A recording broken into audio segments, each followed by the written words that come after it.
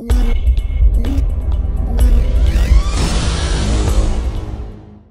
up everybody, aka the Coot here. Today we're looking at my Lightning Monk build. This build is based around mobility as well as putting out a decent amount of damage. The Monk, however, is a little more fluffy than some characters, so you're not going to have the same survivability as a Crusader, say. But that being said, let's jump right into what we're using for skills here. I use Deadly Reach with Scattering Blows. This is the move that on your third hit, it has some things that shoot up on the ground and it pops a bunch of enemies up into the air. Really, really good for that extra little bit of crowd control, and also does a moderate amount of damage, as well as being one of your primary lightning moves. Lashing Tail Kick with Scorpion Sting. This is just actually like a stun machine. This thing just stuns people forever. This is what you're going to be using to help in groups and stun lock people to death. So this works on bosses, it works on everybody. Definitely something that you're going to want to have on there if you're going for the lightning build.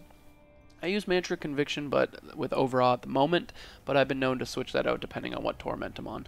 I'll put this on for 1 through 3 and 4, 5, and when I am in a group to do 6. With this particular build, based on the gear I have, I'll use something that makes me a little more defensive. But for the moment, the extra damage in the lower tiers, 1 through 3, is working good for me. Dashing Strike with Way of the Falling Star. Really like the extra movement speed it gives me. It gets me away from using Paragon points in my movement speed, but it also makes it so I have tons of capability to get out of here. This thing works ultra fast and has you zipping around the map like a crazy man. So this is great for getting away from those, frozen situations and arcane lasers and all that stuff, but there's also a lot of fun situations where you dash right into something terrible. But Sweeping Wind with Cyclone, a lot of extra damage comes from this, and I'll show you why when I show you the build that I'm using as far as the equipment, but this is going to make it so every time you get a hit, you pop out a little lightning tornado, and it does just a little extra damage. And this actually stays active as long as you are getting hits. So once you get it on, as long as you're continuing to fight, you'll be good to go. Once again, Epiphany is one of those things that's interchangeable. You can switch this out to do more damage. You can use the lightning one if you want a little extra stun on there. But at the moment, I use Desert Shroud just because, it reduces damage by 50%. So at the moment, that's helping in the higher tiers for me and making me a little more viable in those situations. Passives, increase your armor by your dexterity. Every time you spend spirit, you get life. Your resistance all equals your highest resistance, which I think is awesome because it gets your resistances way up there. If you have one, you can stack, just lightning resistance through the roof, and all the other ones will keep up with it. So that's really good for the monk. And every third hit from a spirit generator increases the damage of your next spirit generator or spirit spender by 40%. So this makes it so if you do pay attention enough, you can get your Lashing Tail Kick up into the 11, 15, 18 millions is what I've seen so far with the equipment I have. So once again, these are all interchangeable based on situations. This is what I found to work the best through about 1 through 5. So looking at gear, we got Inna's Radiance. I really want the last piece of this. I've had a little troubles finding it, but the 2 pieces makes it so your Sweeping Wind is only 5 spirit. So that's awesome because it normally would be 75. So it actually is something that you would have to spend spirit on, and in the middle of a fight, it's kind of a pain to just pop that on. But when it only costs 5, it's not a big deal at all. It kind of just takes that little element out of there.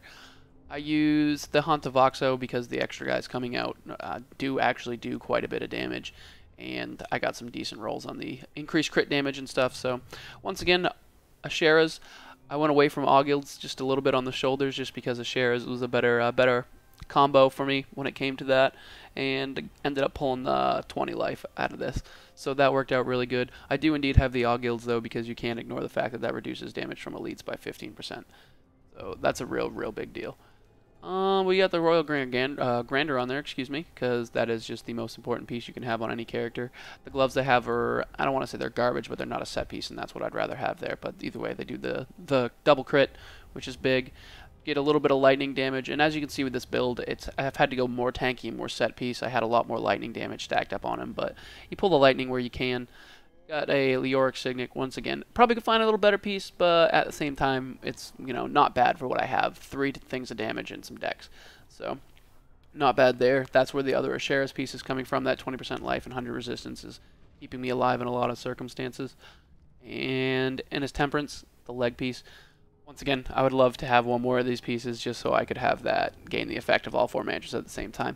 But anyways, the reason that I'm showing you guys this build, and the reason that I'm showing it with so little lightning damage stacked on there, is because I found a Lightning Fury which I had to roll from a different character, so the stats on it aren't crazy, but the chance to blast an enemy with lightning, dealing 352%, is crazy. It jumps all over the place, does a ton of damage. I already have lightning damage coming from tornadoes. I already got lightning damage coming from my main and secondary attacks, so that just adds a bunch of extra lightning damage to it. And then to top that all off, I ran across a fulminator right after that. So this also turns the enemies into lightning rods and causes them to do 201 lightning damage every second to nearby enemies.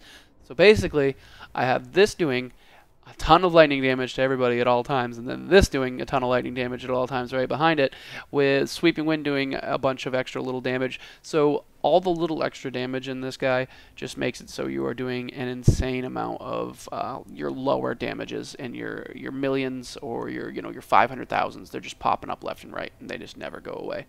So either way, that's what I got for the lightning build right there. I'll put a video up not too long from now showing you guys what it looks like in action so you can get an idea of whether it's something you want to play. And I hope everybody enjoys the videos and look forward to posting up the Fire Barbarian Mage that I've made. So I hope you guys are interested in seeing that and hope you enjoyed the video. Thanks.